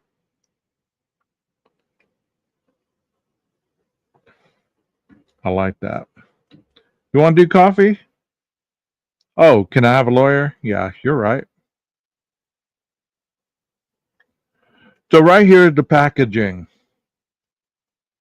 So it was sealed, meaning that nobody else could have opened this up, resealed it, and even put the tracking stuff on it. I'm sure this was after it was sent to the crime lab, as they were going to send it to Othram because it was hand delivered. I doubt that it would have been sealed up like this going to the crime lab. I'm sure it was probably in a chain of custody bag. It may or may not have been sealed. I don't know. I wasn't there to do it. So I can't really specify on that one way or the other. Oh, yeah, these are cool pictures. I mean, but I can't get past this one right here. All that blood.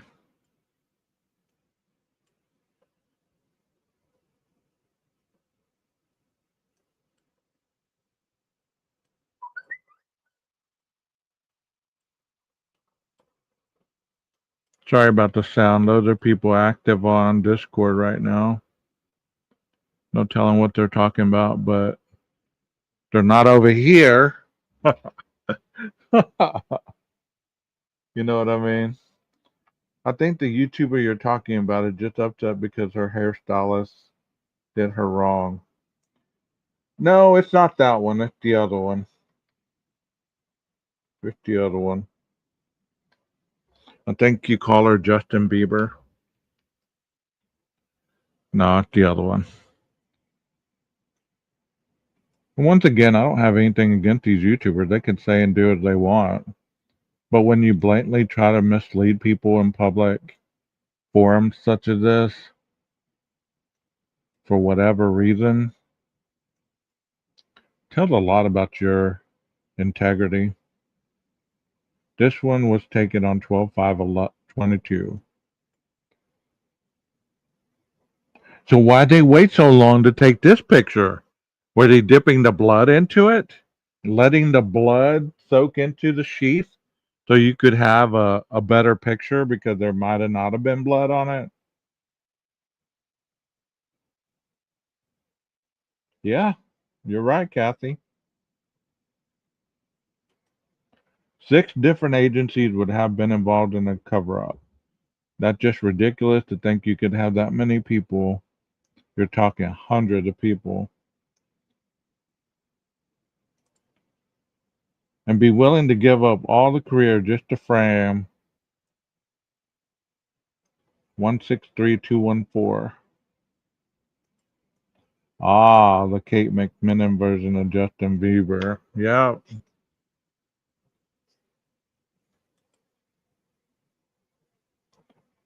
She's such a great lawyer. She's lost every case she's taken to trial. She's not a lawyer, by the way. She lacks in understanding sometimes. But when you use sentence structure that goes with, what you're trying to present to people that don't know any better, they're going to believe you and they're going to hail you the queen, which is cool. If you want to be the queen of ignorance, I mean, wear your crown. Wear your crown. There's some other males that should wear a crown too. Crown of ignorance. But look at this blood all over, and it's on the backside. That's what's interesting too. Not only is it on the front side, it's on the backside. So you're telling me they were going to frame this guy and they were only going to, use the front and back. Specifically, they're going to just drip the blood on it. That means that you would have had to have the victim blood before they died.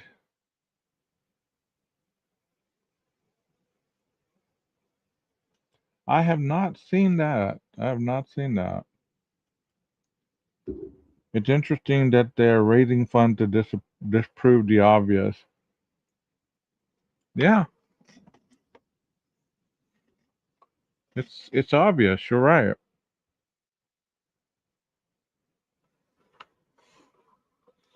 And you know what's interesting is, let me put that up right quick. Thank you for saying that. I'm going to put up the American Heart Association QR code that if you wish to donate, any little bit helps. So there's the QR code, whether you're watching live or you're watching on replay. Feel free to donate whatever you can, whether it be 1 cent, 2 cents, 3 cents, any amount help that organization. And that's what I was about to say is none of these creators put up QR codes for organizations such as the American Heart Association, Cancer Society, any of those organizations that need help, St. Jude's, but they're quick to make their own QR code and put every mode of desirable financial information down on a scrolling and make sure that you have every available viable option to be able to send them money. But never think about the organizations that truly need it. If y'all know of a food pantry or something near your area that you'd like me um to put up on my channel during the times when families need funding for food pantries or whatever that are legit, that are nonprofit or whatever, send me the QR code to my email and I will place that on my lives. And this time when people are obviously needing, or if you know of an organization that takes funds to buy families turkeys and stuffing and stuff like that during the holiday that you wish me to present on my channel, send me the QR code in my email or in Discord if you're a member of my Discord, and I will place that up on the panel on my on one of my lives. So I'd like to get these QR codes out for these agencies because they desperately need our help. And if you don't believe in them, please don't trash them. I mean, I know for a fact Salvation Army does a lot of good work during the holidays. Volunteers of America does a lot of good work during the holidays. And they help rehabilitate the criminal minded coming back into society by supplying halfway houses and residential places for them to get better. So if you'd like for me to put your QR code up here, be sure to send me the link, the QR code, and make sure it works, and I will definitely do that. Do you think that's a good idea, guys, coming into the Thanksgiving holiday and the Christmas holidays? There are a lot of families that are going to be in need, and I definitely do not want to take away from the attention of that, talking, about this guy that's definitely still in prison today, November 1st, 2025. Yeah, he doesn't ever have to worry about an electric bill ever again. So let me know what you think about the QR code idea. Let me know if you want to make a specific one, if you have an organization in your town that does a great job that you know for a fact is not a fraud or a scammer. Let me know. I will use that as a perk to display your QR code, and you don't have to donate a dime to the channel. You don't have to send me a super chat. You don't have to be a member. You don't have to be any of that. If you want to be a member, feel free. That's your own choice. But you don't have to be. You don't have to spend money on my channel for me to do lives for you. Not a dime. So that's awesome. I believe in the Salvation Army because they are the parent company of the VOA, which is the Volunteers of America, which I used to work for at one point. Salvation Army actually was the mom and dad of the son and the daughter who created Volunteers of America. You say Salvation Army is the only one that I donate to. My husband had a wreck in the year 2000, and me and my kids, it was right before Thanksgiving. They came in, done Thanksgiving and Christmas. That is awesome, and that is how it should be. We should be giving to others rather than taking for ourselves. You know, and I'm not going to get on my moral high horse here, but in all actuality, to get on here and beg for money in this day and age, in our financial situation in life, there are some of us that have it good. I'm not going to say that everybody's struggling, but the people that are struggling generally need it. I know a lot of people that I could go out on these streets if I was a multi-billionaire and just donate money to be able to feed their family, to get a better roof, to get better windows, to get, multitudes of things that they need, a better vehicle, you know, not for myself, not one dime. I don't need. If I did need it, You'd never hear about it. I need hearing aids. I'm not going to ask you for it because I have a way to get them, and that is either by my own back or, thankfully, in the state of Texas, if you can't feasibly afford the high rate for it, they will buy them for you just to keep people working. So, you know what I mean? So it's I don't know how I got on that rant, but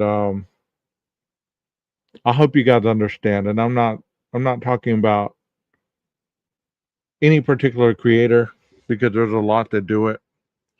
They're sure to let you know about their financial status, about how they just got kicked out of their homes, or how they lost this or they lost that, or how they have to pay for the services in order to bring this live to you. You know, I'm going to tell you, $44.49 comes out of my bank every month on StreamYard. And I'm going to show you something. That way people know exactly what I'm talking about. I'm going to show you something about my channel. I'm transparent in everything I do. Let me show you something.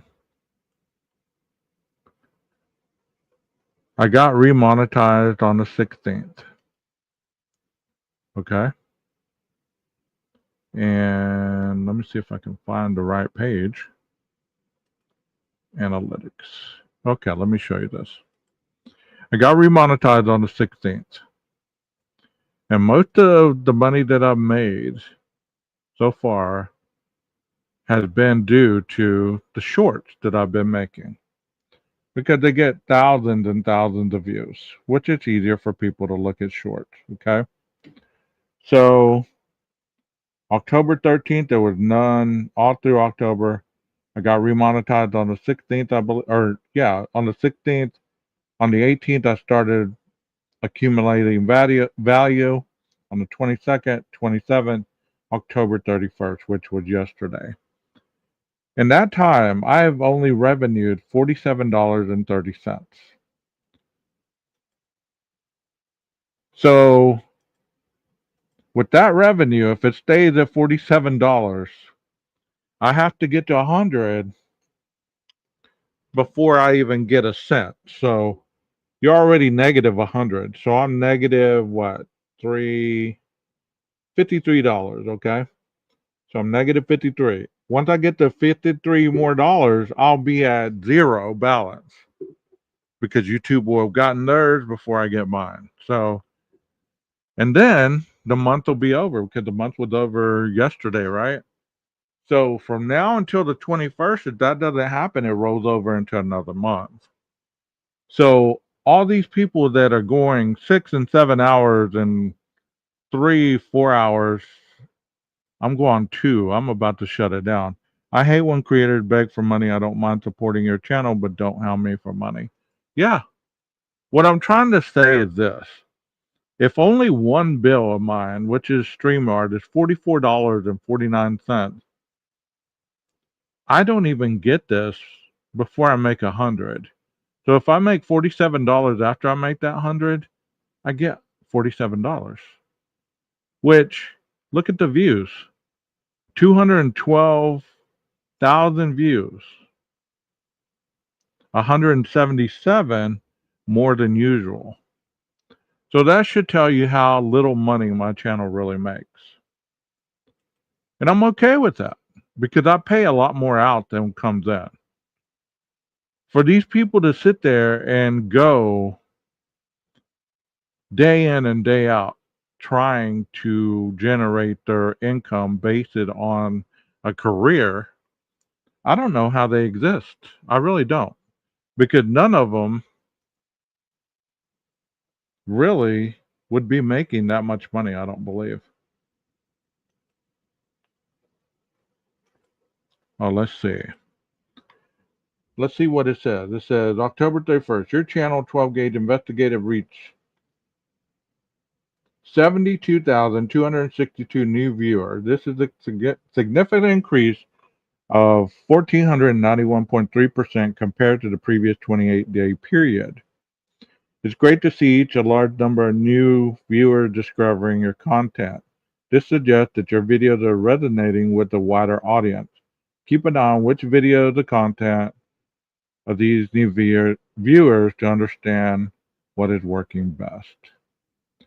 So if I do the AI shorts on a daily, which I think they're funny more than anything, I'll continue to get a couple pennies a day. You know what I mean? So all these people that say that they're making bank on YouTube, this shows you the most popular videos as well. And this is the top one, was the dog, or kick the door in, Junior, where that kid was trying to kick the door in and then gets sucked off by a tornado. The next one was where the old lady tackled the ghost face. The other one was the chiropractor. Squeeze so hard, you go and watch it. And the dog's running alongside the car. The squirrel. The toilet paper roll. And so on and so on. So I just wanted to show you that. If I was one of those creators that really gained bank, I would be donating to agencies every day that needed the money. I really would. You know what I mean? I really would. Those of you that don't know me on a personal level, this person that I am right now is the person you'd meet in the streets, the person you'd meet in the grocery store, the person that you'd talk to on the bus or, wherever. This is the person you'd see and that you'd hear. There's no difference in who I am on my channel versus the person you'd meet in the street. My sense of humor is a lot twisted. I have a dirty mind sometimes, but don't we all? I'm still a work in progress, and Jesus is not finished with me yet, just like Steve Harvey says. But I hope that you guys have a wonderful Saturday and a wonderful November 1st. Be safe out there, just in case in your area people do act a fool and decide to start robbing people for their groceries. Be very safe out there. I don't know if there'd be idiotic people that would try to do that, but do what you got to do to defend yours. That's your money. That's your groceries. You paid for it. Be mindful and be very aware. Until I see you next time, stay safe out there and always watch your six. Maestro, cue that music. Ready, set, go! Age Investigated, the best true crime channel out there. I'm a true crime channel. 12 Gauge Investigators is the best. 12 Gauge Investigators the best. 12 Gauge Investigators, he's the best. Prince George's County 911 Center. What is the location of the emergency? Across 4709 40th Avenue. You say it's a fire, and it's catching fast. 4709? Yeah, 4709. Okay, what city is that, ma'am? Hyattsville, sorry. And what's your name?